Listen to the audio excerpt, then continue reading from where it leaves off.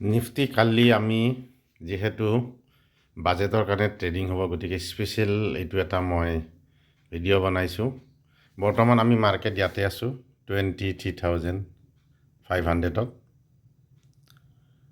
গতিকে কালি যদি মাৰ্কেট যেহেতু বৰ্তমান অলপ আপ ট্ৰেণ্ড ল'ব ধৰিছে, মাৰ্কেট ইয়াতে আছে, এইটো হৈছে আজি মাৰ্কেটটো ইয়াত।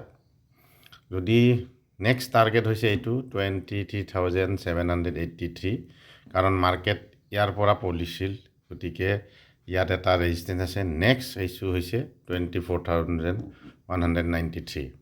যদি মাৰ্কেট কালি আপ ট্ৰেণ্ড লয় আৰু যদি ডাউন ট্ৰেণ্ড লয় তেতিয়াহ'লে ছাপৰ্ট হৈ আছে 23,158, কাৰণ মাৰ্কেট ইয়াৰ পৰা আপ ট্ৰেণ্ড লৈছিল। গতিকে এই লেভেলকেইটা জানি লওক। যদি মাৰ্কেট এই লেভেলকেইটাত তলত হ'লে এই লেভেলটোলৈকে, ওপৰত হ'লে এইটো টাৰ্গেট। আৰু যিহেতু কাইলৈ বাজেট আছে, মাৰ্কেটে কোনফালে যাব ক'ব নোৱাৰি, গতিকে লেভেল চাই কাম কৰিব।